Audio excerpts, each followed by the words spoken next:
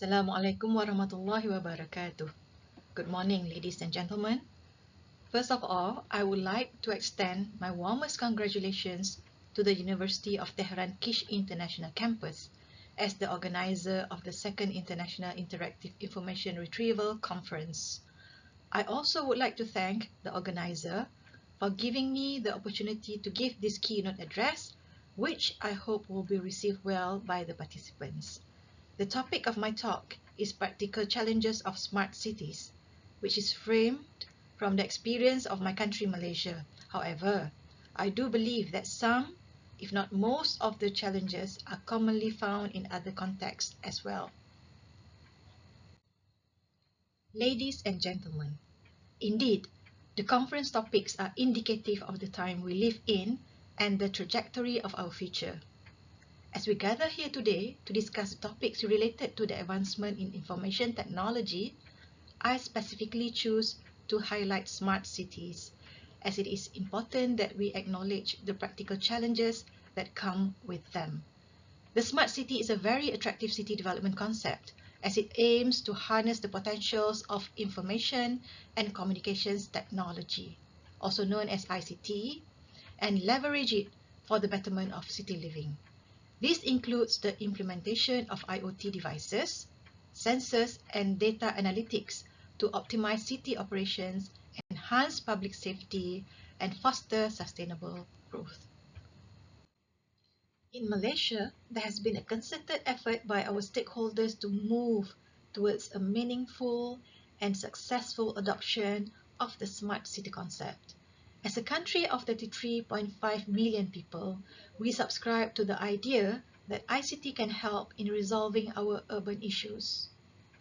In the south, the Iskandar Economic Region, which is adjacent to Singapore, pioneered the smart city movement in Malaysia as it was promoted as a smart city in 2014.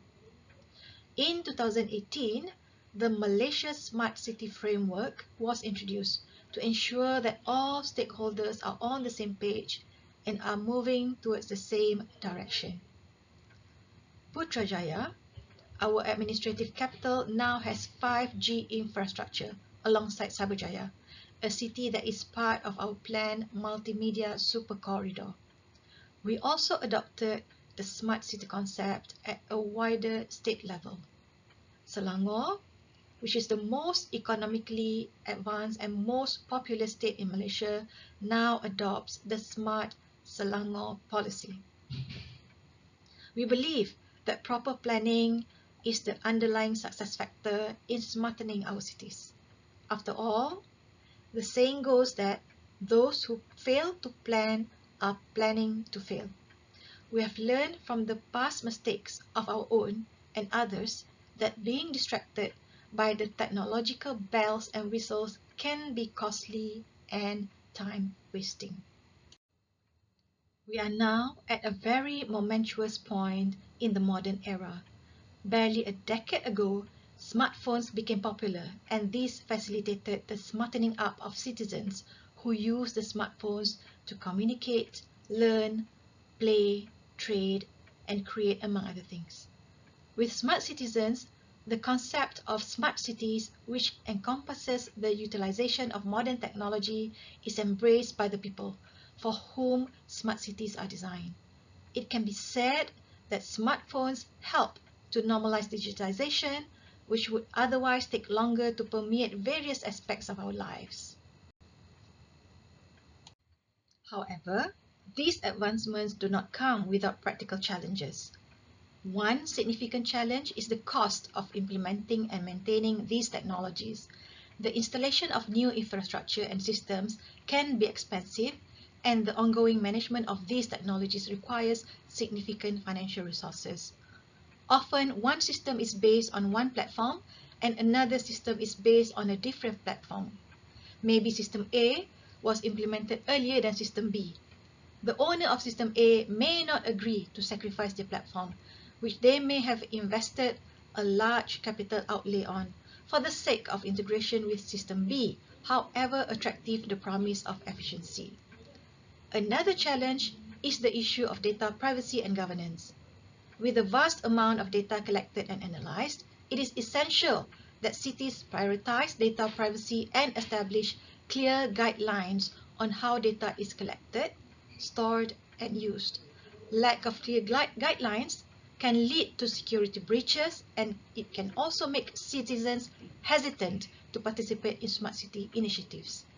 This year alone, there have been a few online media reports regarding the sale of Malaysians' personal data in the dark web, which led to a comprehensive review of the Personal Data Protection Act 2010 to bring the Act in line with global data protection standards. Furthermore, there is the challenge of ensuring inclusivity and equity. Smart city initiatives must be accessible to all residents, regardless of socioeconomic background or location. A focus on technology and digital infrastructure should not lead to neglecting certain groups of the community, which could result in deepening the digital divide. Many stories have been shared on the social media regarding Malaysian senior citizens who are not able to undertake the simplest tasks, for instance, paying parking charges just because they are not familiar with cashless transaction or they do not own smartphones to conduct the transactions. We take these simple things for granted, but imagine disadvantaged groups such as the elderly, the poor, and people with disabilities who are not able to access the services or enjoy the facilities available in smart cities just because they do not have the knowledge nor the tool. In conclusion, while the idea of smart cities is promising, practical challenges must be addressed for the successful implementation of these initiatives. Addressing the cost of technology, establishing clear governance and guidelines for data privacy, and ensuring equity for all residents must be priority considerations in the development of smart cities in any part of the globe. It is hoped that this conference will produce new knowledge that will be widely disseminated and further developed to pave the way to a more successful and sustainable model of smart cities. With that, I thank you.